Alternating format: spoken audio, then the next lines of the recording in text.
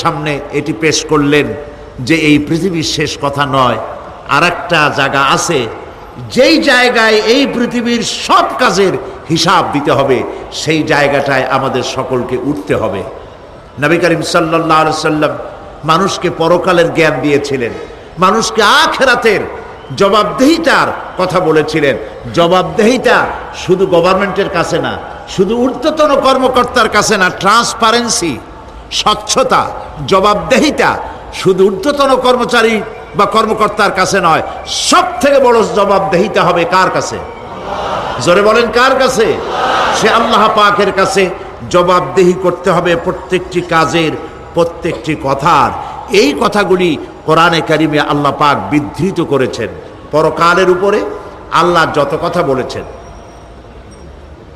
পরকালের উপরে ভিত্তি করে, আখিরাতের উপরে ভিত্তি করে আল্লাহ রাব্বুল আলামিন যত কথা বলেছেন, মওতের কথা, কবরের কথা, হাসরের কথা, সিরাতের কথা, মিজানের কথা, জাহান্নামের কথা, জান্নাতের কথা, বিচারের কথা, পরকাল কেন্দ্রিক যত কথা আল্লাহ পাক কোরআন শরীফে বলেছেন, সব কথাগুলি যদি এক জায়গায় করা যায়, গোটা কোরআন শরীফের 10 পারার সমান হয়ে যাবে। সম্ভবত কোরআনে কারিমের এমন কোন রুকু, এমন কোন পাতা নাই যেখানে আকারে ইঙ্গিতে পরকালের জবাবদেহিতা সম্পর্কে একেবারে কিছু বলা হয়নি। এই পরকাল কেন্দ্রিক কথাগুলির কারণেই সেই জামানার চোর, ডাকাত, ছিনতাইকারী, ধর্ষণকারী সব হেদায়েত হয়ে গিয়েছিল, আর মানুষগুলি পৃথিবীর সর্বশ্রেষ্ঠ সম্মানিত জাতিতে পরিণত হয়ে গেছিল। ঠিক কিনা বলেন? সত্য কিনা বলেন?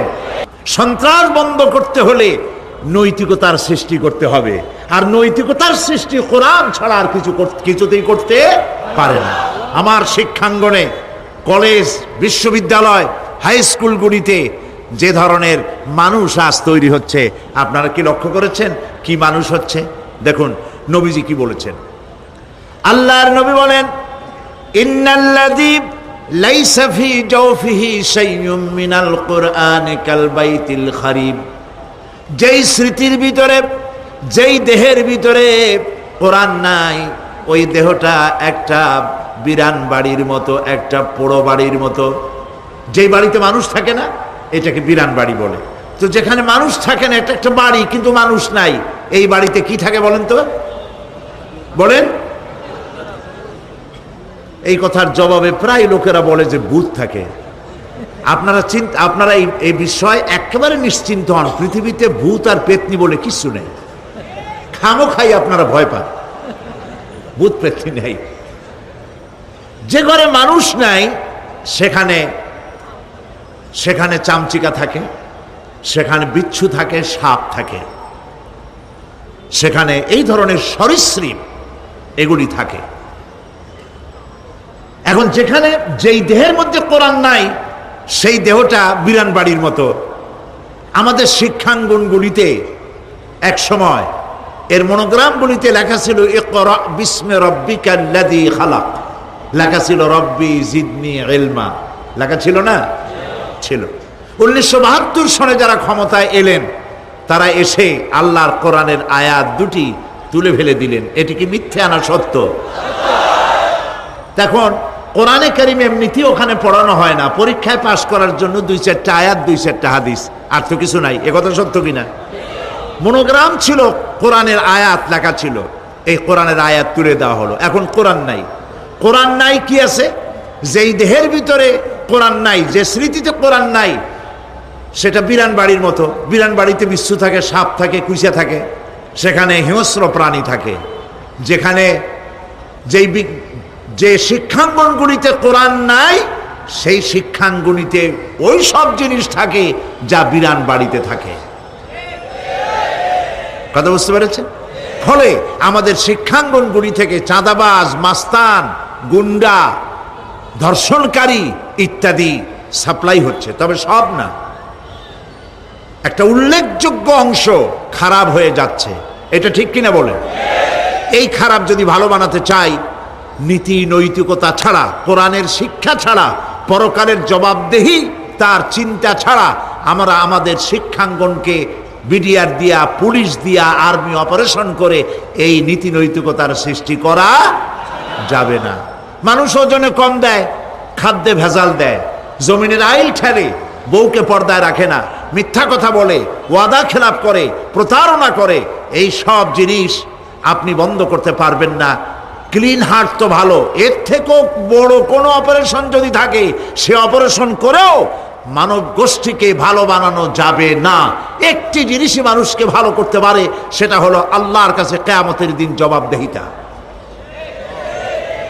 এই জবাবদেহিতার উপরে ভিত্তি করেই আমি আপনাদের সামনে কথা বলতে চাই, যদি আল্লাহ পাক আমাদেরকে তৌফিক দান করেন। আমরা বলি আমিন।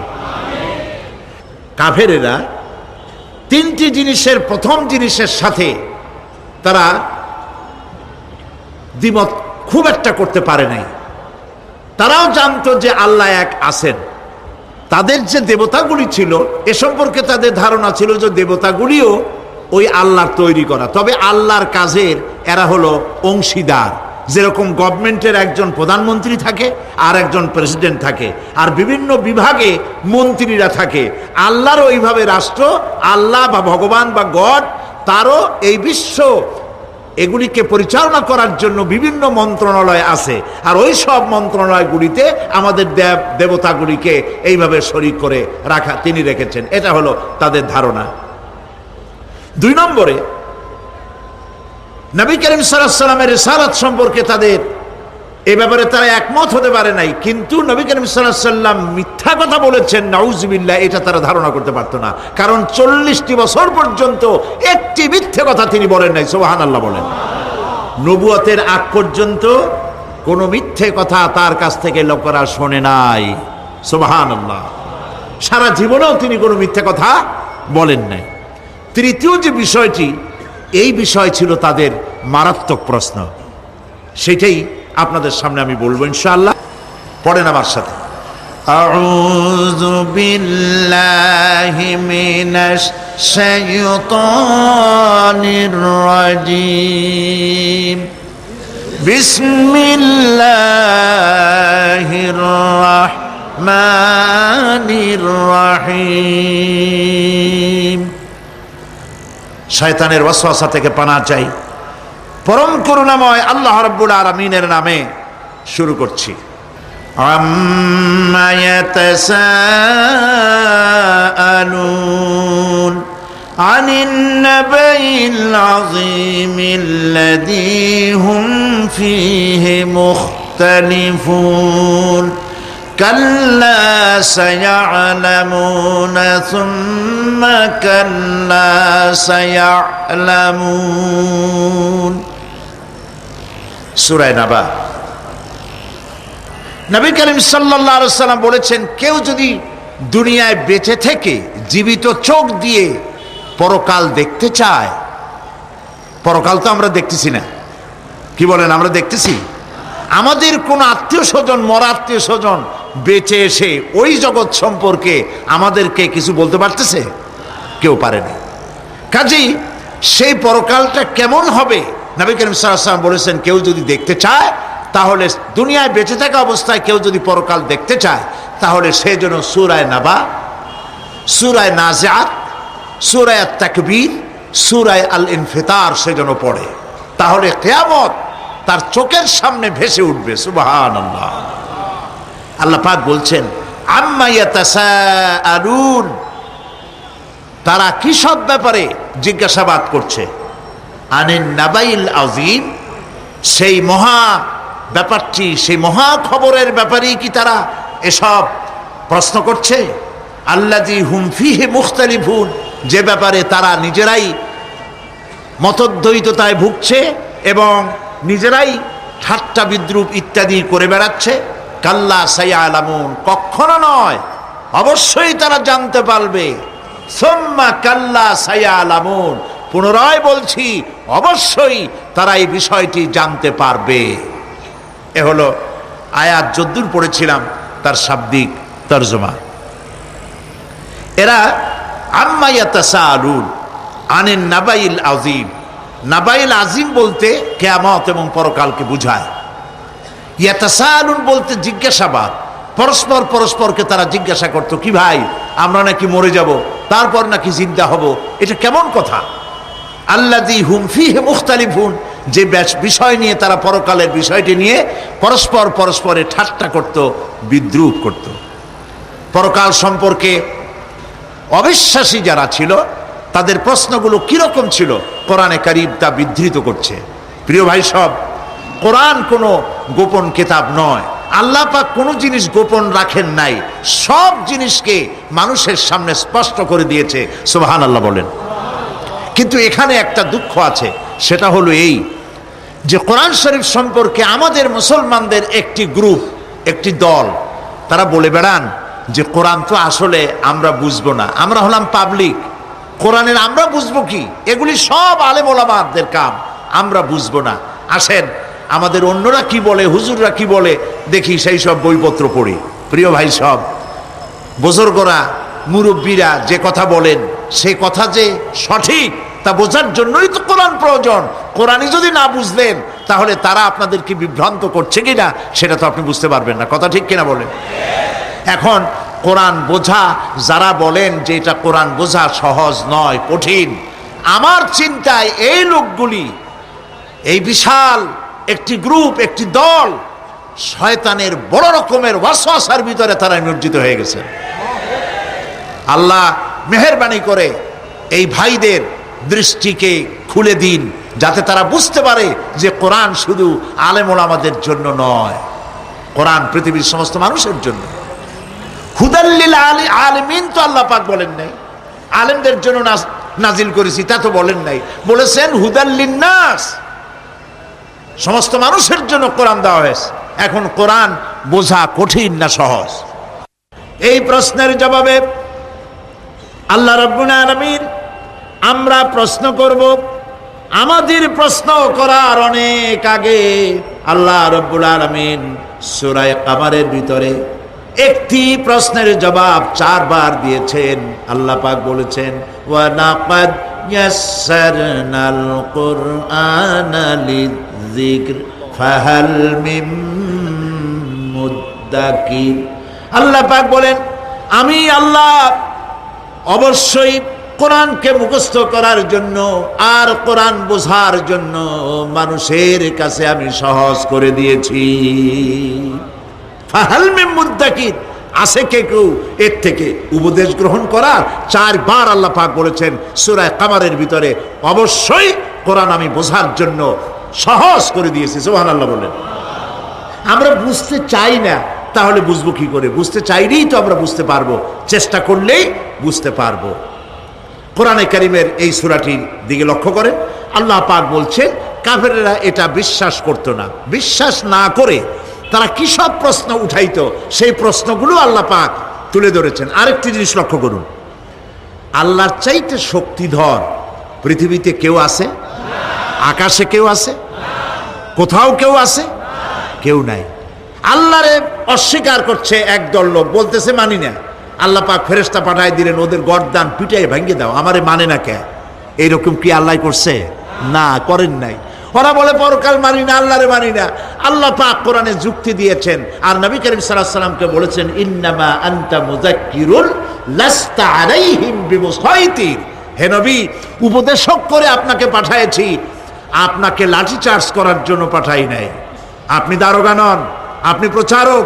মানুষকে উপদেশ দিন সুন্দর সুন্দর ভাষায়, উদউ ইলা সাবিলি রাব্বিকা বিল হিকমাতি ওয়াল মাউইজাতিল হাসানা, মিষ্টি মিষ্টি ভাবে, সুন্দরভাবে, সুকৌশলে মানুষকে ভালো ভালো কথাগুলি সুন্দর করে বুঝিয়ে দিন। সুবহানাল্লাহ বলেন।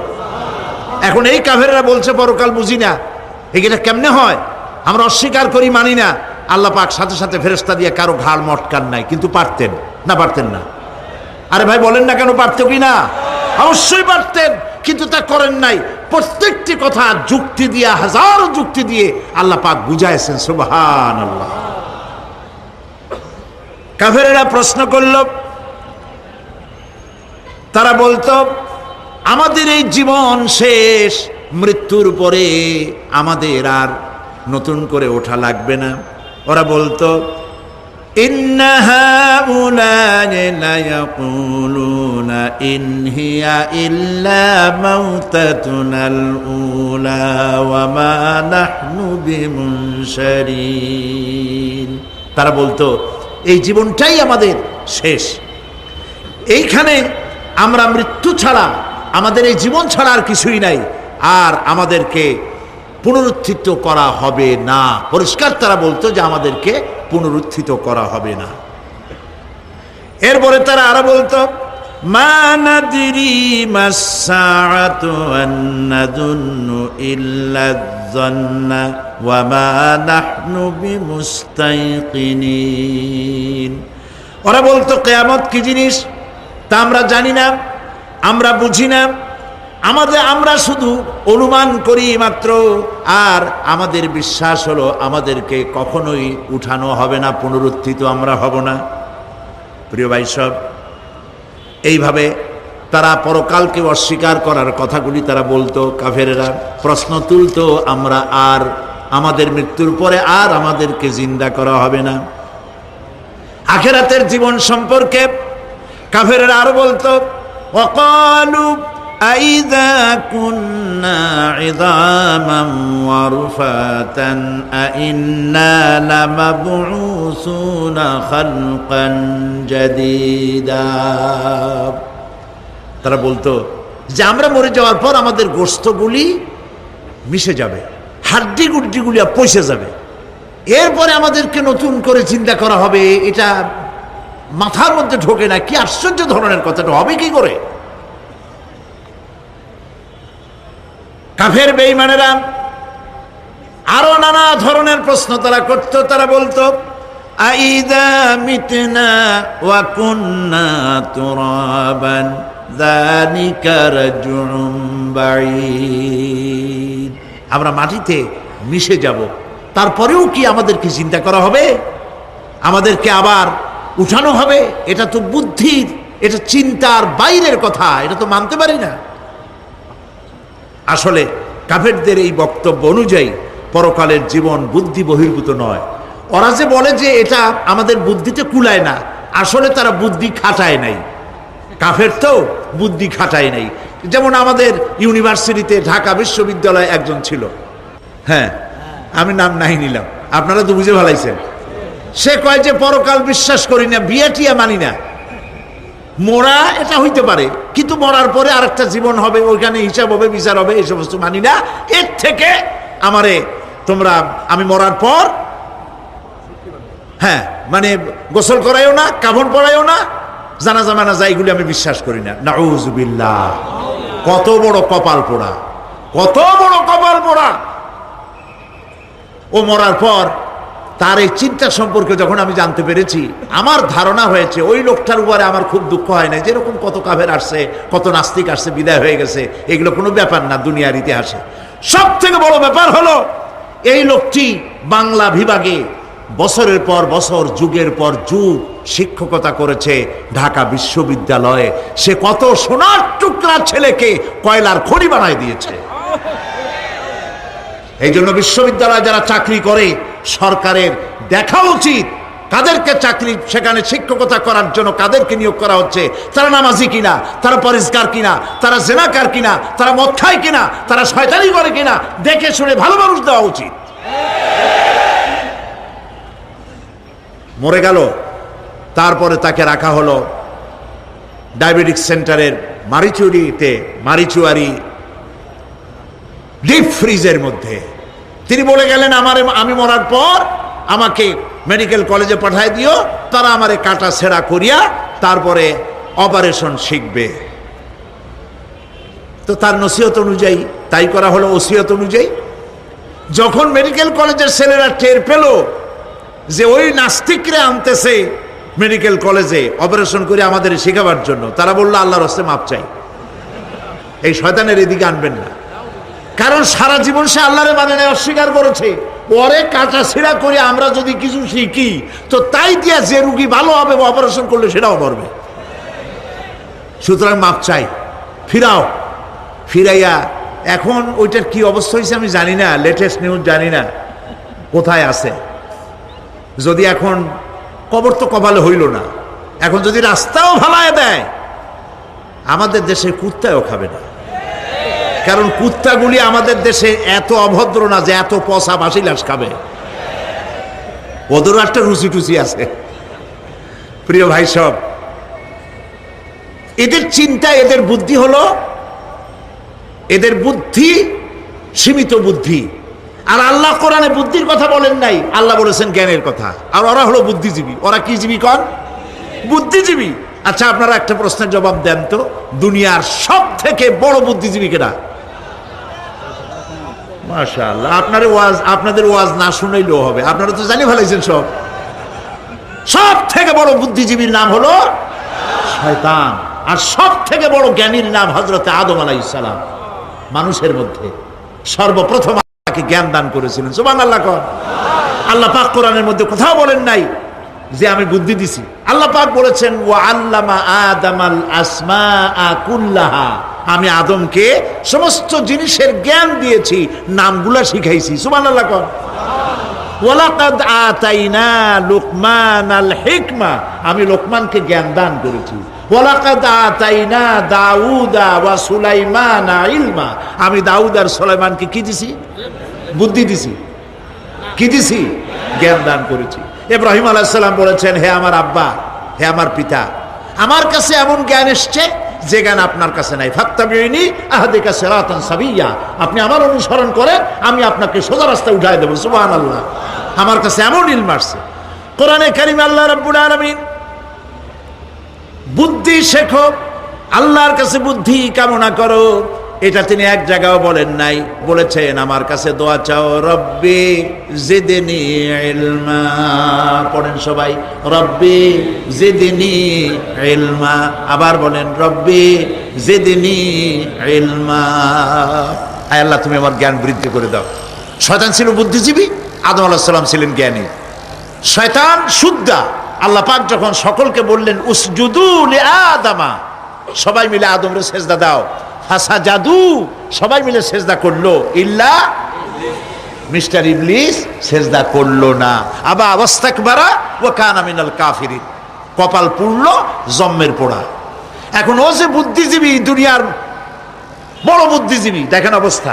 আল্লাহ পাক জিজ্ঞেস করলেন, ইবলিস রে, আমার হুকুমটা তুই মানলি না কেন? কোন জিনিস তোরে বাধা দিল আমার হুকুম অমান্য করতে? মানলি না কেন? ও তখন, ও তো বুদ্ধিজীবী, বুদ্ধির আশ্রয় নিয়েছে। সে বলছে, আল্লাহ পাক, এটা মানি নাই একটা বৈজ্ঞানিক কারণেই, একটি দার্শনিক কারণেই মানতে পারি নাই। কারণ হচ্ছে খালাকতানি মিন নার ওয়া খালাকতাহু মিন তিন, তারে বানাইছো মাটি দিয়া, আমারে বানাইছো আগুন দিয়া, আনা খায়রুম মিনহু, আমি ওর থেকে অনেক ভালো। নাউযুবিল্লাহ, কত বড় কপাল পোড়া। আগুনের গতি হলো ঊর্ধ্বমুখী, মাটির গতি নিম্নমুখী। ঊর্ধ্বগতি সম্পন্ন একটা জিনিসকে নিম্নমুখী জিনিসের সামনে মাথা নত করতে বলা তোমার একটা অবৈজ্ঞানিক অদার্শনিক হুকুম হয়ে গেছে। নাউযুবিল্লাহি মিন যালিক। আল্লাহ পাক বললেন, ইন্নাকা রাজিম, মরদুদ, বিতাড়িত, সব আমল বরবাদ করে দিলাম। দেখেন, অপরাধ শয়তান করেছে, অপরাধ আদম আলাইহিস সালামও করেছে। একজন অপরাধ করে শয়তান হয়ে গেল, আর একজন অপরাধ করে আল্লাহর পয়গম্বর হয়ে গেলেন। সুবহানাল্লাহ বলবেন না? কেন? কারণ হলো শয়তান বুদ্ধিজীবী, বুদ্ধির আশ্রয় নিল। আদম আলাইহিস সালাম তিনি বুদ্ধির আশ্রয় নেন নাই, তিনি আকলের, তার জ্ঞানের কাছে তিনি আশ্রয় নিয়েছেন। অর্থাৎ তিনি চিন্তা করতেছিলেন যে আল্লাহ পাক আমাকে নিষেধ করলেন একটা গাছের কাছে যেতে, আমিও গেলাম, বউও গেল, যা নিষেধ করলেন সেটা করলাম। এখন যদি আল্লাহ আমারে প্রশ্ন করেন যে আমার হুকুম অমান্য করলা কেন, কি জবাব দেব? আদম আলাইহিস সালাম জবাব খুঁজে পাচ্ছিলেন না। কিন্তু আমি ওই আয়াত তেলাওয়াত করার পর সর্বপ্রথম সেই ছাত্র জীবনে আমি চিন্তা করলাম জবাব তো একটা দিতে উনি পারতেন।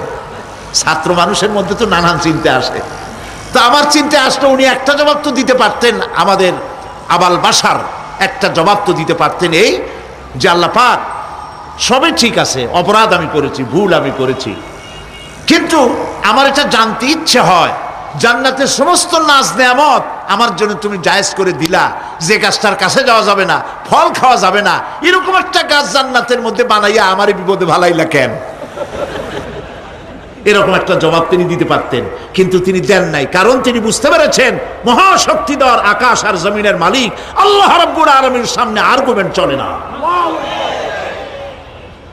তার সামনে আর্গুমেন্ট চলে না, সারেন্ডার চলে, আত্মসমর্পণ করা চলে। হযরত আদম আলাইহিস সালাম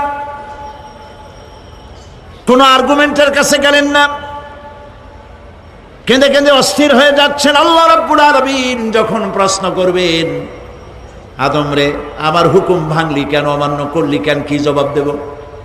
আর ঠিক সেই মুহূর্তেই রব্বুল আলামিন প্রশ্ন করলেন, আদম রে আমার হুকুম অমান্য করলে কেন?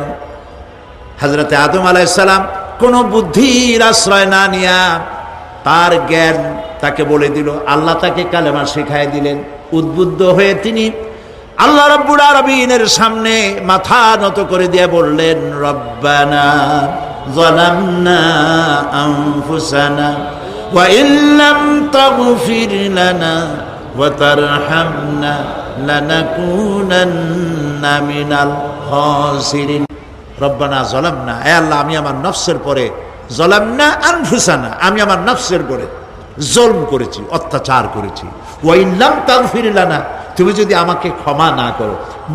জ্ঞান কত দেখেন, শুধু ক্ষমা চান নাই, বলেছেন তুমি যদি আমাকে ক্ষমা না করো, ওয়া তারহামনা আর যদি দয়া না করো, লানাকুনান্না মিনাল খাসিরিন আমি ক্ষতিগ্রস্ত হয়ে যাব। কতটা জ্ঞানের অধিকারী তিনি! তিনি এটা বললেন না যে শুধু মাফ করে দাও, শুধু মাফ করলে হবে না, মাফও করা লাগবে, আর আগে যেমন দয়া করতে স্নেহ করতে সেটাও করা লাগবে। সুবহানাল্লাহ। আল্লাহ পাক রাজি হয়ে গেলেন, রাজি হন নাই? আল্লাহ রাব্বুল আলামিন হযরত আদম আলাইহিস সালামকে শুধু ক্ষমা করলেন না, ক্ষমাও করলেন, আর নবীর মর্যাদা দিয়ে আল্লাহ রাব্বুল আলামিন দুনিয়ায় পাঠাইয়া দিলেন। সুতরাং বুদ্ধি দিয়ে কাফেররা বুদ্ধির আশ্রয় গ্রহণ করে সর্বনাশ করেছে, যে পরকাল হইতে পারে না, মরে যাব আবার উঠবো, আবার এই শরীর কেমনে তৈরি হবে, এইটা তাদের বুদ্ধিতে কুলায় নাই। কিন্তু বুদ্ধি দিয়া চিন্তা করলে বোঝা যাইতো যে হ্যাঁ পরকাল একটা হইতে পারে। আর একটা কথা বলি, সেটা হলো এই, বহুত মানুষ আছে পরকাল বিশ্বাস করে না, আছে না? এমন আছে। এখন আমরা বিশ্বাস করি পরকাল, আমরা কারা কারা বিশ্বাস করি হাত উঁচু করে দেখান তো। আলহামদুলিল্লাহ বলি, বলেন আলহামদুলিল্লাহ। এখন যারা বিশ্বাস করে না তাদেরকে জানাতে চাই, আমরা যারা পরকালে বিশ্বাস করি, তাহলে পরকাল যদি না হয়, কিয়ামত যদি না হয়, বিচার আচার যদি কিছু না হয়, আমরাও বেঁচে গেলাম, আপনারাও বেঁচে গেলেন। কিন্তু সত্য সত্যই যদি পরকাল একটা হয়, বিচার যদি হয়, আমরা বেঁচে যাব, ফেসে যাবা তোমরা। প্রিয় ভাই সব, আল্লাহ রাব্বুল আলামিন সুন্দর করে বুঝাচ্ছেন, দেখো পরকাল কেন হবে, এটা বুদ্ধি দিয়ে চিন্তা করো, জ্ঞান দিয়ে চিন্তা করো। সারা বছর ব্যবসা করার পর হিসাব নিকাশের একটা দিন আসে, আসে না? বলেন আসে কিনা? হিসাব নিকাশের একটা দিন আসে সারা বছর ব্যবসা করার পর, সারা বছর লেখাপড়া করার পর, তারপরে কি বলে পরীক্ষা দেওয়ার একটা দিন আসে, আসে না?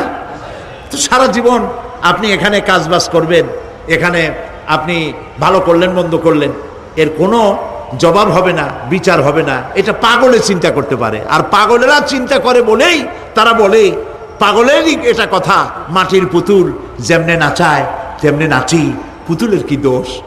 মরিয়া দেখেন, এই গান যারা বিশ্বাস করে মরিয়া দেখেন অবস্থাটা কি হয়। ফেরেশতারা আসা ধোপায় যেমন কাপড় আশ্রায়, ওই রকম ঠ্যাং ধরিয়া কবরের মধ্যে আশ্রাবে, আর বলবে যেমনে আশ্রায় তেমনে আশ্রাই, ফেরেশতার কি দোষ? কাজে এই পৃথিবী শেষ কথা নয়, মৃত্যু অবধারিত, মরা লাগবে না। এবার দেখেন আল্লাহ কি বলেন, আল্লাযী খালাকাল মাউতা ওয়াল হায়াতা লিয়াবলুয়াকুম আইয়ুকুম আহসানু আমালা। আল্লাহ পাক বলছেন আমি মৃত্যু আর জীবন সৃষ্টি করেছি। কেন করেছি লক্ষ্য করুন, লিয়াবলুয়াকুম, যাতে করে আমি তোমাদেরকে পরীক্ষা করে নিতে পারি। কি ব্যাপারে? আইয়ুকুম আহসানু আমালা, আমলের দিক থেকে, নেক কাজের মধ্য থেকে, ভালো কাজ এবং খারাপ কাজের মধ্য থেকে, আইয়ুকুম আহসানু আমালা থেকে তোমাদের মধ্যে কে উত্তম, কে ভালো মানুষ, এইটার পরীক্ষা নেওয়ার জন্য আমি মৃত্যু আর জন্মের সৃষ্টি করেছি। প্রিয় ভাই সব খুব লক্ষ্য করুন, জন্ম আর মৃত্যু, জন্ম হলে মৃত্যু হবেই, না হবে না? এই যে একটা ডিউরেশন, একটি সময়, এই সময়টা হলো পরীক্ষার সময়। আমরা যারা পড়াশোনা করেছি, আপনারা পড়াশোনা করেছেন নিশ্চয়ই, কলেজে অথবা হাই স্কুল অথবা মাদ্রাসায় প্রতি বছর একটা করে পরীক্ষা আসে না পরীক্ষা? এই পরীক্ষার ডিউরেশন কত সময়? 3 ঘন্টা। কয় ঘন্টা বলে? 3 ঘন্টা। এই 3 ঘন্টা পরীক্ষা দিতে গিয়ে আপনারা কি কোনো ছাত্রকে দেখেছেন যে প্রশ্নপত্র সামনে নিয়ে গল্প করতেছে, প্রশ্নপত্র সামনে নিয়ে তাস খেলে, জুয়া খেলে, আর একদিকে তাকায় থাকে?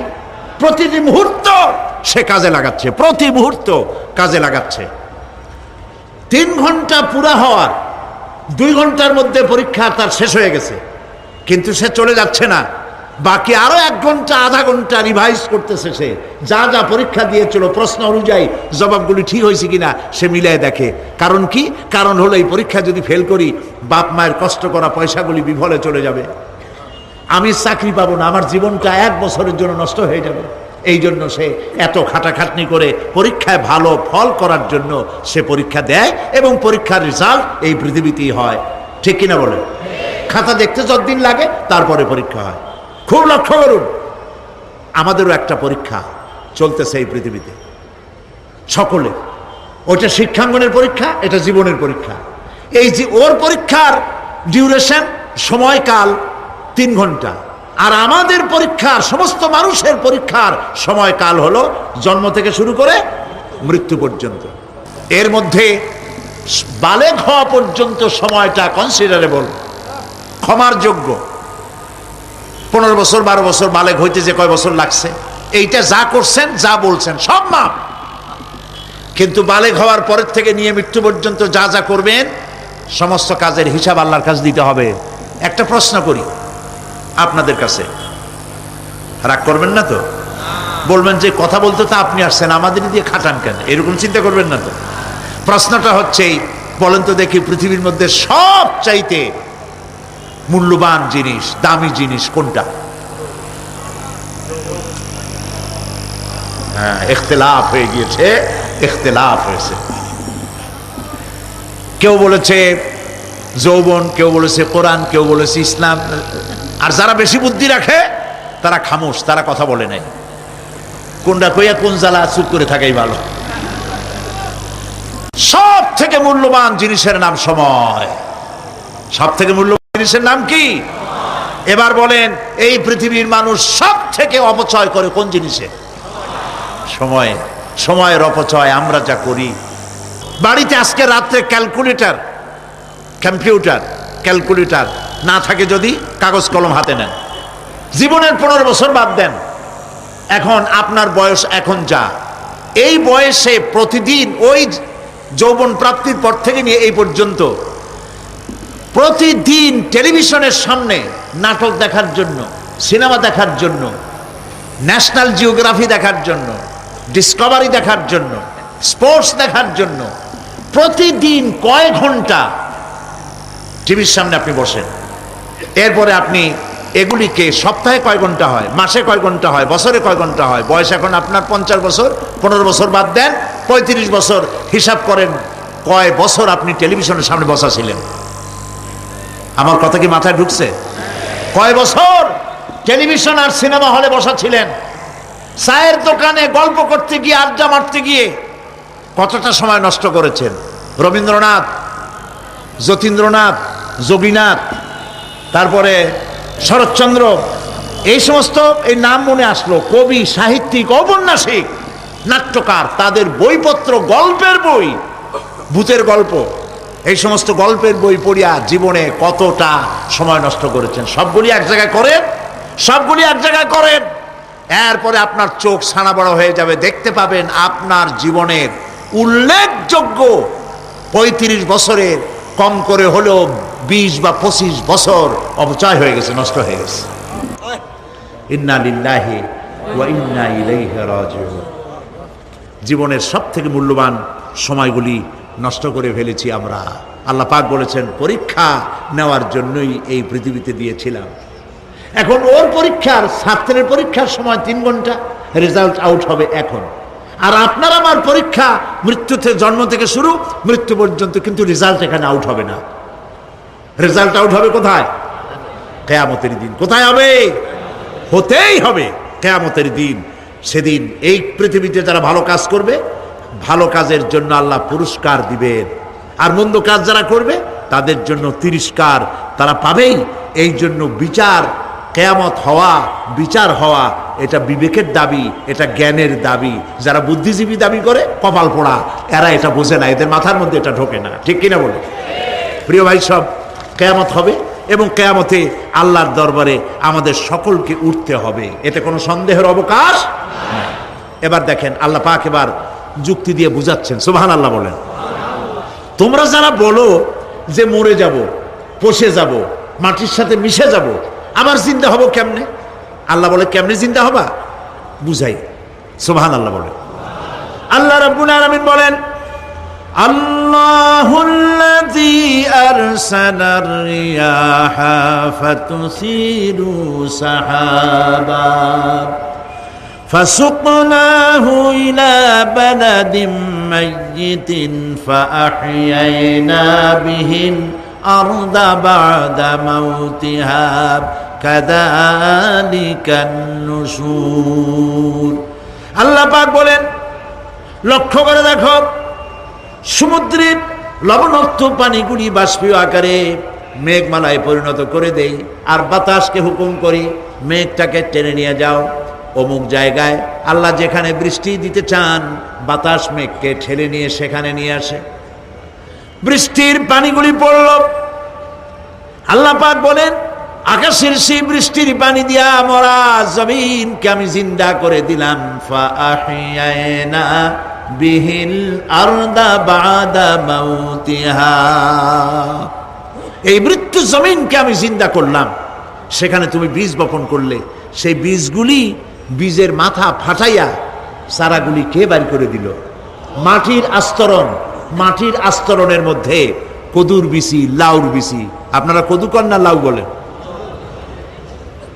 যেটাই হোক, বুঝলেই হইল, কদু অথবা লাউ একই কথা। অথবা যে কোনো শাক সবজি, উদ্ভিদ, এর চারা, এর বীজ মাটিতে দেওয়া হলো। মাটিটা ফেটে চারা, যে পাতা দুটো বেরিয়ে আসলো, এই পাতা কি শক্ত না নরম? তাহলে মাটিটা ফাটাইয়া পাতা দুটো বাইর করে দিল কে? সুবহানাল্লাহ বলে।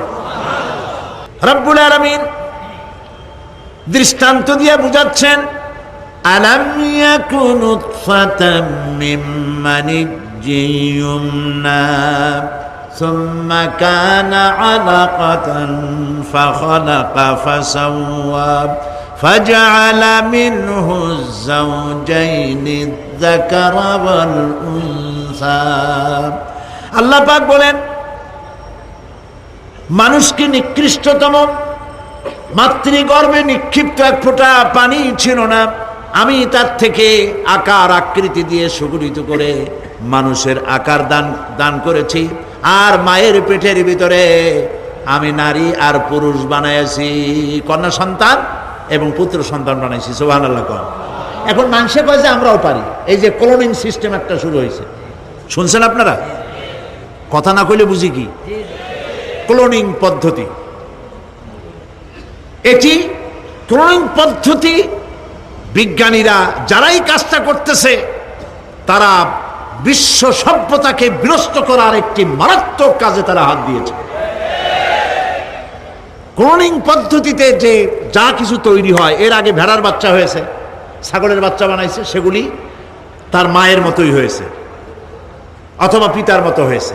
পিতার ডিএনএ নিয়ে একটা পুরুষ জাতীয় জন্তুর ডিএনএ অথবা স্ত্রী জাতীয় একটি জন্তুর ডিএনএ নিয়ে তারপরে বিশেষ প্রক্রিয়ার মাধ্যমে সন্তান এই বাচ্চা উৎপাদনের ব্যবস্থা তারা শুরু করেছে পশু দিয়ে। এরপরে মানুষ এভাবে করা যায় কিনা সেই চিন্তা তারা করেছে। ইতিমধ্যে নাকি দুটো বাচ্চা হয়েছে, এটা সত্য না মিথ্যা এখনো যাচাই করা যায় নাই। কিন্তু পশুর থেকে যেগুলো হয়েছে সবগুলি রোগ নিয়ে আসছে পৃথিবীতে, গেল 1 নম্বর কথা। 2 নম্বরে ডিএনএর মাধ্যমে যে মানব শিশু পয়দা হয় তার সবগুলি তার মায়ের অনুকরণে হয়, একেবারে অবিকল মায়ের চেহারা নিয়ে আসতেছে, অবিকল পিতার চেহারা নিয়ে আসতেছে। চিন্তা করুন, এই মেয়ে যখন বয়সপ্রাপ্তা হবে তখন তার পিতা কি করে বুঝবে তার বউ কোনটা আর মেয়ে কোনটা? উচিত হবে পৃথিবীর সমস্ত নেতৃবৃন্দ, বিশ্ব নেতৃবৃন্দের ঐক্যবদ্ধ হয়ে এই দুঃসাহসিক কাজকে বাধা দিয়ে বন্ধ করে দেওয়া উচিত। আল্লাহর সৃষ্টির সাথে পাল্লা দিতে গেলে ধ্বংস ছাড়া পথ থাকবে না। লক্ষ্য করেছেন, আপনি সাক্ষী দিলে আজ এক সাক্ষী দেবেন, কালকে বলবেন যে ওই সাক্ষী আমি দেইনি। আজকে সই করেছেন, কালকে বলবেন ওই সই আমি করি নাই। কিন্তু আল্লাহ রাব্বুল আলামিন আপনার ফিঙ্গারপ্রিন্ট, আপনার আঙ্গুলের ছাপ এমন করে দিয়েছেন, এই আঙ্গুল দিয়ে যদি কাগজের উপর একটা টিপ মারেন, টিপ সই করেন, আপনার বাবা কবর থেকে উঠে এসেও বলতে পারবে না যেটা আপনার না। আদম আলাইহিস সালাম থেকে নিয়ে আজ থেকে নিয়ে কিয়ামত পর্যন্ত যত মানুষ পৃথিবীতে এসেছে আর আসবে, কোন মানুষের আঙ্গুলের রেখার সঙ্গে আর একজন আঙ্গুলের রেখার মিল হবে না। এ হচ্ছে আমার আল্লাহর সৃষ্টি, সুবহানাল্লাহ। সুতরাং তিনি বলছেন, আমি মাতৃগর্ভের ভিতরে সন্তান তৈরি করি, সেই সন্তানকে কোনটা কন্যা সন্তান কোনটা পুত্র সন্তান আমি বানাই। এই কাজটা যিনি পারেন, এবার দেখেন সামনে কি বলতেছেন আল্লাহ। এই কাজটি যিনি করতেছেন, আলাইসা যালিকা বিকাদিরিন আলা আইয়ুহিয়াল মাউতা, এত বড় কাজ যিনি সম্পাদন করেছেন, এক ফোঁটা নাপাক পানি, এক ফোঁটা নিকৃষ্ট গান্দা পানি যা শরীর থেকে নির্গত হলে পরে গোসল ফরজ হয়ে যায়, এমন এক ফোঁটা পানি দিয়ে তোমার জন্মের উৎপত্তি করেছি, আকার দিলাম, হাত দিলাম, পাও দিলাম, চোখ দিলাম, সুন্দর করে বানালাম, তারপরে পৃথিবীতে পাঠালাম। এরপরে তুমি কি করে মনে করতে পারো যে সেই আল্লাহ তোমার মৃত্যুর পরে আবার জিন্দা করতে পারবে না? আলাইসা যালিক, আল্লাহ পাক কি তোমাকে মৃত্যুর পরে, আলাইসা যালিকা বিকাদিরিন, আল্লাহ পাকের পক্ষে এটা কি সম্ভব নয় যে তোমার মৃত্যুর পরে আল্লাহ আবার চিন্তা করবেন? বলেন অবশ্যই পারবেন, বলেন অবশ্যই পারবেন।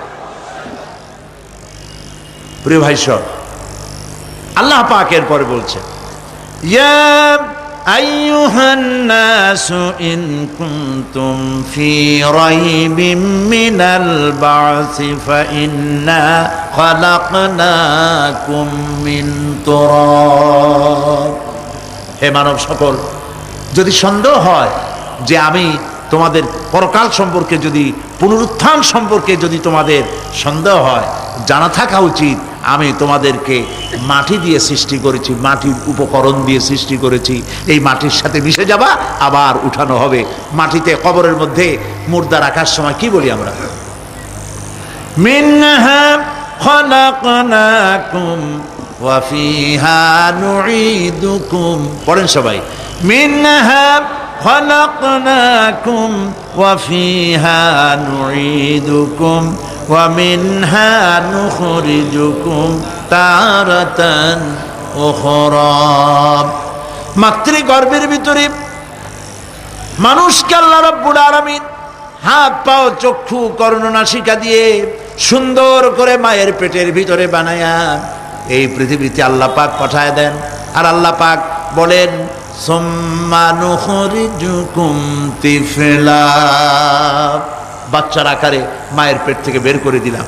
যে আল্লাহ রাব্বুল আলামিন এইভাবে করে তোমাদেরকে সৃষ্টি করেন। যালিকা বিআন্নাল্লাহা হুয়াল হক, জেনে রাখো এসব কিছু এই জন্যই ঘটে যেহেতু আল্লাহ রাব্বুল আলামিন, আল্লাহ তাআলা মহাসত্য, তিনি যা বলেন তাও সত্য, তার কথার মধ্যে কোনো রকমের বৈপরীত্য নাই। ব্যারোমিটার যন্ত্র আছে, যে যন্ত্রের মাধ্যমে আবহাওয়া মাপা হয়, বৃষ্টি হবে কি হবে না, ঝড় হবে কি হবে না, জলোচ্ছ্বাস হবে কি হবে না, এগুলি ব্যারোমিটার যন্ত্র দিয়া, আবহাওয়া মাপা যন্ত্র দিয়ে তারা মাপে। কিন্তু আপনারা কি কখনো শুনেছেন যে রেডিও টেলিভিশনে বলা হয়েছে সন্দ্বীপ, কুতুবদিয়া, হাতিয়া, সেন্ট মার্টিন এবং বাঁশখালী, আর কি কোন দু একটার নাম, কক্সবাজার, পতেঙ্গা ইত্যাদির উপর দিয়ে 280 মাইল স্পিডে ঝোড়ো হাওয়া প্রবাহিত হবে। আগামীকাল 30 ফিট উঁচু হয়ে জলোচ্ছ্বাস হবে, এরকম কথা বলে কেউ? কি বলে? হইতে পারে, হইতে পারে, বজ্রসহ বৃষ্টিপাত হতে পারে। এবার কোরআন শরীফ দেখুন তো, কোরআন শরীফে কোথাও আছে পরকাল হইলেও হইতে পারে, কবর আযাব এটাও হয়তো হইতে পারে, জান্নাত আর জাহান্নাম থাকতেও পারে, এরকম কথা আছে? সব কথা ডাইরেক্ট, কোন কথার ভিতরে কোন রকমের বৈপরীত্য নাই। আল্লাহ রাব্বুল আলামিন বলেছেন ইযাস সামাউ ফাতারাত, আকাশ সমূহ যখন বিদীর্ণ হয়ে যাবে, ওয়া ইযাল কাওয়াকিবু তাসারাত, আর যখন তারকা সমূহ বিক্ষিপ্ত হয়ে পড়বে, ওয়া ইযাল কুবুরু বুসিরাত, আর যখন কবরের ভিতরে যা কিছু আছে সব উদ্গীরণ করে দেওয়া হবে। সমস্ত কথাগুলি ডাইরেক্ট। যালিকা বিআন্নাল্লাহা হুয়াল হক, যেহেতু আল্লাহ মহাসত্য। ওয়া মান আসতাকু মিনাল্লাহি কিলা, আর আল্লাহর চাইতে সত্যবাদী আর কে আছে? বলেন আছে কেউ? সে আল্লাহ রাব্বুল আলামিন বলেন, এত কিছু কাজ এত সুন্দর ব্যবস্থাপনা করে যিনি করেন, ওয়া আন্নাহু ইউহিল মাউতা ওয়া আন্নাহু আলা কুল্লি শাইইন কাদির। সে আল্লাহ রাব্বুল আলামিন তোমাদেরকে তোমাদের মৃত্যুর পরে আবার জিন্দা করবেন, এতে সন্দেহ করার কোনো কারণ নাই।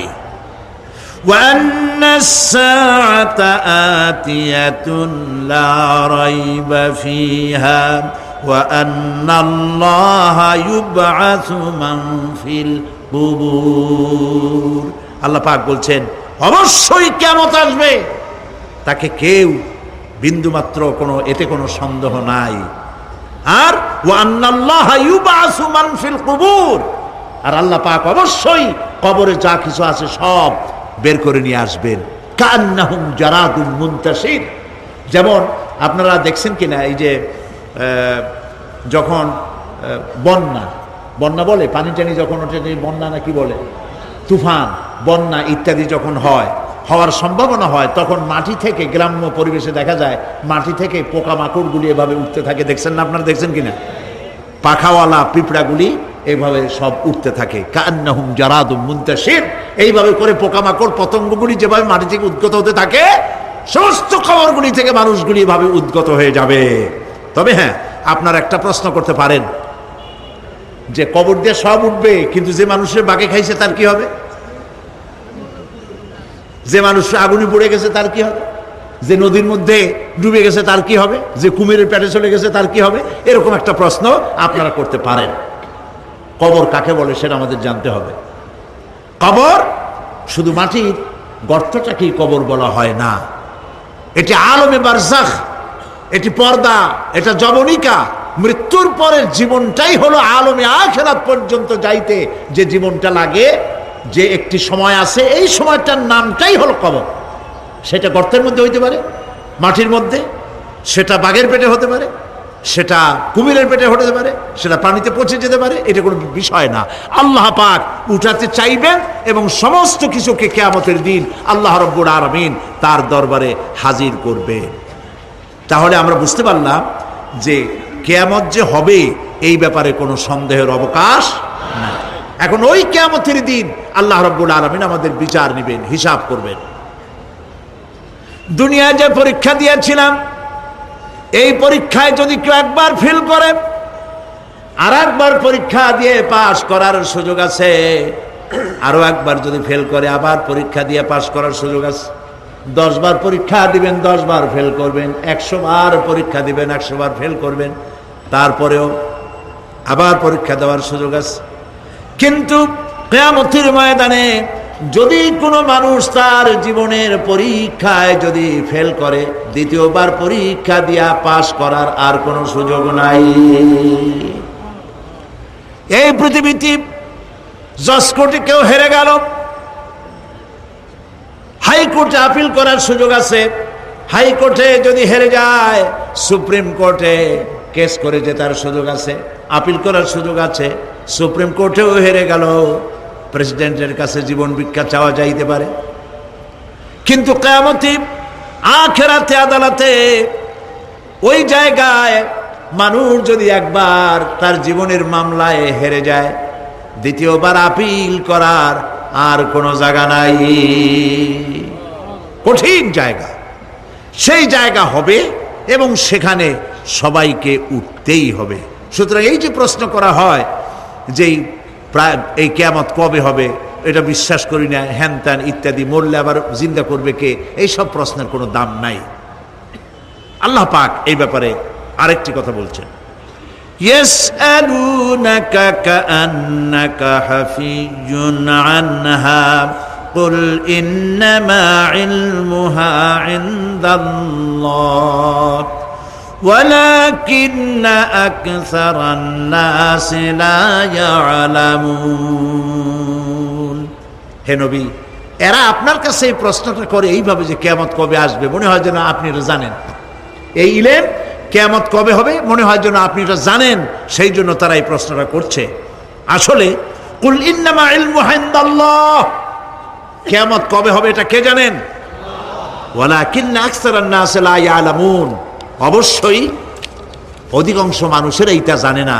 কিয়ামত কবে হবে এটা একমাত্র আল্লাহ পাক জানেন। পরকালের জীবন যে হবে এতে কোনো সন্দেহ নাই, সেই ব্যাপারে আল্লাহ পাক বলছেন, আআনতুম আশাদ্দু খালকান আমিস সামাউ বানাহা। তোমরা যে পুনরুত্থান সম্পর্কে অস্বীকার করো, এবার চিন্তা করো, তোমারে বানানো কঠিন না ওই মহা আকাশটা বানানো কঠিন? কোনটা কঠিন বলেন না আপনারা, কোনটা কঠিন?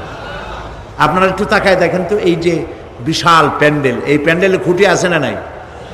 আছে কি না? কতগুলা খুঁটি গুনতে আপনার আধা ঘন্টা খানেক সময় লাগবে, ঠিক না? এই একটা প্যান্ডেল বানাতে যদি এতগুলি খুঁটি লাগে, তাহলে বিশাল আকাশে যদি এই রকম খুঁটি লাগতো আকাশটারে ঝুলায় রাখার জন্য, তাহলে চিন্তা করেন তো, খুঁটির জ্বালায় গাড়ি টাড়ি চালানো যাইতো? আছে কোনো খুঁটি? জোরে বলেন, আছে? নাই। ওই আকাশটাকে আল্লাহ পাক বলছেন, আনতুম আশাদ্দু খালকান আমিস সামাউ বানাহা। তোমারে বানানো কঠিন নয় বিশাল আকাশ বানানো কঠিন? কোনটা কঠিন ছিল? তো ওই আকাশটা বানানোই তো আল্লাহ পাকের কাছে সহজ হয়ে গেছে। তাহলে তোমারে একবার বানাইয়া যে একবার বানাতে পেরেছেন তিনি আবার চিন্তা করতে পারবেন না, এই চিন্তা কেন করো? আল্লাহ রাব্বুল আলামিন কোরআনে কারীমের ভিতরে পরিষ্কার করে বলেছেন, ওরা বলে, কাফের বেঈমানেরা বলে, ক্বালা মান ইউহয়িল ইযামা ওয়া হিয়া রামীম। আমাদের হাড় গোড় যখন পচে যাবে, গলে যাবে, কে আমাদের জিন্দা করবে? জবাবে আল্লাহ পাক বলেন, হে নবী আপনি বলুন, কুল ইউহয়িয়াল্লাযী আনশাহা আউওয়ালা মাররা। আপনি বলে দিন যে আল্লাহ রাব্বুল আলামিন একবার তোমাকে সৃষ্টি করেছেন, প্রথমবার যিনি সৃষ্টি করেছেন, দ্বিতীয়বার মৃত্যুর পরে আবার তিনি জিন্দা করবেন। কেন বিশ্বাস করো না? সুতরাং এই যে আল্লাহ পাক মানুষকে জীবন দিয়েছেন, এই জীবনের পরে মৃত্যু, মৃত্যুর পরে আবার আমাদের সকলকে উঠতে হবে এবং আল্লাহ পাকের দরবারে আমাদেরকে উপস্থিত হতে হবে। এই কথাগুলি যারা অস্বীকার করে, পরকাল যারা মানে না, তাদের সম্পর্কে আল্লাহ পাক বলছেন, والذين كذبوا بآياتنا ولقاء الآخرة حبطت أعمالهم। আল্লাহ পাক বলেন, যারা পরকালকে অস্বীকার করেছে, আখিরাত যারা মানে না, তাদের জিন্দেগীর সকল আমলগুলিকে আল্লাহ পাক বরবাদ করে দিবেন। পরকালের বিশ্বাসের উপরে ভিত্তি করেই মানুষের চরিত্র ভালো হইতে বলেন পারে। একটা দৃষ্টান্ত দেই, একটা দৃষ্টান্ত। এই যে যারা চুরি করে, ডাকাতি করে, সন্ত্রাস করে মানুষ মারে, সন্ত্রাসগুলি করে কি জন্যে? এদের ধারণা নাই যে আল্লাহ পাক আমাদেরকে উঠাইতে পারবে, আমাদের মৃত্যু হবে, পরকালের চিন্তা নাই বলেই তারা এই কাজটা করে। রাতের আধারে কোটি কোটি টাকার অফার আসছে, কেউ দেখে না এইখান থেকে, এই টাকার খাওয়া থেকে, অথবা জেনা করা থেকে, অথবা মদ পান করা থেকে গোল্ডেন অপরচুনিটি, সুযোগ আসছে, জেনা করা যায়, মদ খাওয়া যায়, টাকা নেওয়া যায়, অবৈধ টাকা। এই অপরাধ থেকে বাঁচাতে পারে একমাত্র পরকালের জবাবদেহিতা, আখিরাতের ভয়। আল্লাহর কাছে আমাকে জবাবদিহি করতে হবে, এই ভয় ছাড়া আর কোনো কিছুই মানুষের এই বিপদ থেকে মানুষের চরিত্র ভালো বানাইতে পারে না। মানুষের চরিত্র ভালো বানাবার জন্য এটাই হচ্ছে একমাত্র পথ। সেই জন্য আল্লাহ পাক আখিরাতের জীবন রেখেছেন, উঠতে সেখানে হবেই। এই পৃথিবীতে একবার যখন আসছি, আমাদেরকে জিন্দা আল্লাহ করবেন এবং সমস্ত কথাগুলির জবাব আল্লাহর কাছে দিতে হবে।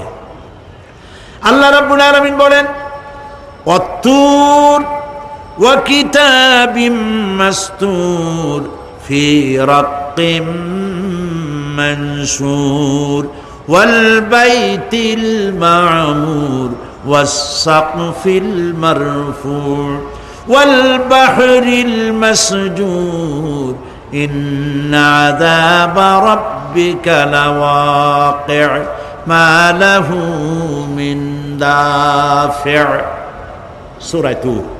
আল্লাহ পাক বলছেন, তুর পাহাড়ের শপথ, তুর পাহাড়ের শপথ, সেই প্রকাশ্য পবিত্র গ্রন্থের শপথ যা লিপিবদ্ধ রয়েছে মুসলিম ঝিল্লিতে, চর্ম ঝিল্লিতে লিপিবদ্ধ রয়েছে।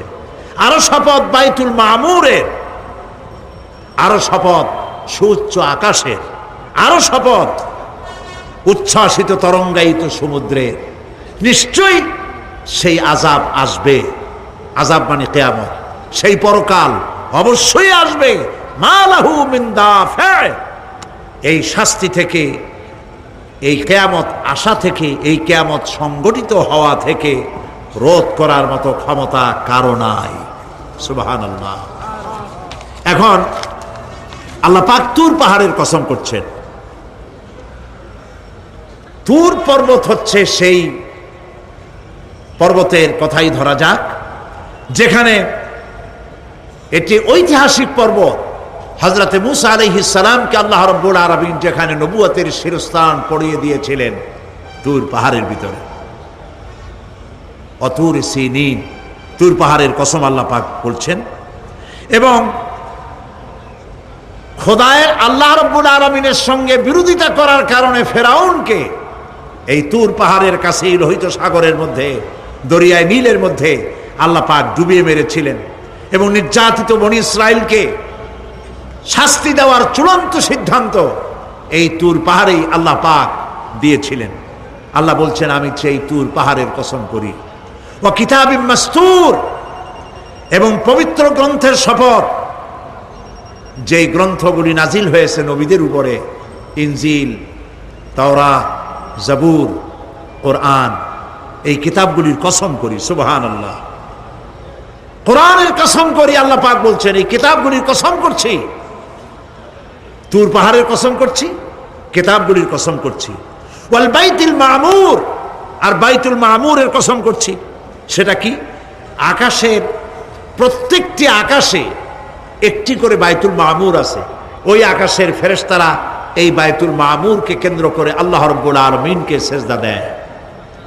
আল্লাহ পাক হযরত আদম আলাইহিস সালামকে বলেছিলেন, একটি ঘর বানাও, বাইতুল মামুরের নিচে বানাও। তিনি বললেন, আমি তো জানি না বাইতুল মামুর কোথায়। হযরত জিবরাইলকে পাঠানো হলো। বাইতুল মামুর আকাশের যেখানে আছে, ঠিক সেই সোজা বর্তমানে মক্কা শরীফে যে কাবা শরীফ যা আছে, অবিকল আল্লাহ পাকের আকাশে বাইতুল মামুর যেখানে, তার সরাসরি নিচেই কাবা শরীফ স্থাপিত হয়েছে। আল্লাহ রাব্বুল আলামিন বলছেন, আমি এই বাইতুল মামুরের কসম করছি। এরপরে আল্লাহ পাক বলছেন যে ফেরেশতারা যে বাইতুল মামুরকে তাওয়াফ করে এবং আল্লাহ পাকের ইবাদত করে, সেই বাইতুল মামুরের কসম, ওয়াস-সাকফিল মারফু, সুউচ্চ আকাশের কসম। এই আকাশ আল্লাহ পাক সৃষ্টি করেছেন বিগাইরে আমাদিন, কোন রকমের কোন খুঁটি ছাড়াই। সুবহানাল্লাহ বলি আমরা। এই বিশাল আকাশ সম্পর্কে ওই যে বুদ্ধিজীবী যারা, কোরআনের জ্ঞান যাদের কাছে নাই, তারা বলে যে আকাশ বলতে কিছু নাই, ওইটা একটা নীলা নীলা বহুত দূর, সেই জন্য নীলা নীলা দেখা যায়। এই পৃথিবী সম্পর্কেও তাদের ধারণা এই পৃথিবীও কিছু না, এটা হলো ওই যে কি বলে, সূর্যের কাছের থেকে একটা উজ্জ্বল জ্যোতিষ্ক খুব ফোর্সে যাচ্ছিল, এই ফোর্স সহ্য করতে না পেরে সূর্যের একটি অংশ মহাশূন্যের উপরে ছিটকে পড়ল, ঘুরতে ঘুরতে পৃথিবীর আকার ধারণ করেছে। এই হলো ওদের ধারণা। অ্যাক্সিডেন্টের মাধ্যমে নাকি এই পৃথিবী হয়েছে। মূল কথা হলো এইভাবে করে যদি কোনো একটা গ্রহ উজ্জ্বল জ্যোতিষ্ক যাওয়ার কারণে পৃথিবী হয়ে থাকে, তাহলে এখন তো পৃথিবীতে মানুষ ধরতেছে না, মানুষ তো অনেক বেশি বেড়ে গেছে, তাহলে আর একটা জ্যোতিষ্ক দয়া করে সূর্যের পাশ দিয়া যাইয়া আর একটা খণ্ড ফালাই দিয়া আর একটা পৃথিবী বানায় না কেন? প্রিয় ভাই সব, আল্লাহ পাক বলছেন ওয়াস-সাকফিল মারফু, আমি এই বিশাল আকাশের কসম করি। সুবহানাল্লাহ। এরপরে ওয়াল বাহরিল মাসজুর, পৃথিবীতে প্রবাহিত উচ্ছ্বসিত তরঙ্গায়িত সমুদ্র রাজির কসম করি। সুবহানাল্লাহ। আচ্ছা বলেন তো, এই পৃথিবী এর নিচে কি? এই পৃথিবীর নিচে কি? এই পৃথিবী মহাশূন্যের উপরে ঘুরছে। লক্ষ্য করেন আল্লাহর কত বড় শক্তি। আটলান্টিক মহাসাগর কোথায় বলতে পারবেন না? এই পৃথিবীতে। আটলান্টিক মহাসাগর কোথায়? এই পৃথিবীতে। আটলান্টিক মহাসাগর, প্রশান্ত মহাসাগর, ভূমধ্য সাগর, যত সাগর আর মহাসাগর সব এই পৃথিবীতে। এই পৃথিবী অসংখ্য পাহাড়, অসংখ্য সমুদ্র আর অসংখ্য মানবরাজি নিয়ে লাটিমের মতো ঘুরতেছে। সুবহানাল্লাহ। মহাশূন্যের উপরে, মহাশূন্যের উপরে লাটিম যেমন ঘোরে, পৃথিবী তেমন ঘোরে, অথচ মানুষগুলো ছিটকে পড়ে যায় না, পানিগুলি উড়ে কোথাও পড়ে যায় না। সুবহানাল্লাহ বলতে ইচ্ছে করে না। আল্লাহ রাব্বুল আলামিন সূরা ইয়াসিনের মধ্যে বলেছেন লাশ-শামসু ইয়ানবাগি লাহা আন তুদরিকাল কমারা ওয়ালাল লাইলু সাবিকুন নাহার ওয়া কুল্লুন ফি ফালাকিন ইয়াসবাহুন। সূর্য চন্দ্রের অধিকার নষ্ট করতে পারে না। রাত দুপুরের সময় সূর্য উঠবে না, দিনের দুপুর বেলায় চন্দ্র উদিত হয়ে সূর্যের আলোকে নিষ্প্রভ করতে পারে না। চন্দ্র সূর্যের আগে যেতে পারে না, সূর্য চন্দ্রের আগে যেতে পারে না, কারো গায়ে কারো ধাক্কা লাগে না। অসংখ্য তারকারাজি উড়ে বেড়াতেছে, কারো সাথে কারো কোনো ধাক্কা নাই, কোনো সংঘর্ষ নাই। মহাশূন্যের উপরে সূর্য চন্দ্র যেমন ঘোরে, ওয়া কুল্লুন ফি ফালাকি ইয়াসবাহুন, চাঁদ আর সূর্য যেমন ঘোরে, মহাশূন্যে যা আছে তাও ঘোরে। এই পৃথিবীটা মহাশূন্যের উপরে, গোটা পৃথিবী সমস্ত সমুদ্র আর মহাসমুদ্র নিয়ে সব ঘুরতেছে। সুবহানাল্লাহ। ওয়াল বাহরিল মাসজুর, তরঙ্গায়িত উচ্ছ্বসিত সমুদ্র রাজির কসম করি। সমুদ্র সন্দ্বীপ যাওয়ার সময় কেমন অবস্থা হয় যদি তুফানে পড়ে? দাল্লা মান তাদউনা ইল্লা ইয়াহু, সকলের কথা মানুষ ভুলে যায়। মৌজুন কাল জিবাল, পাহাড়ের মতো যখন ঢেউগুলো আসতে থাকে সবাই সব ভুলে যায়, তখন মনে পড়ে শুধু আল্লাহ।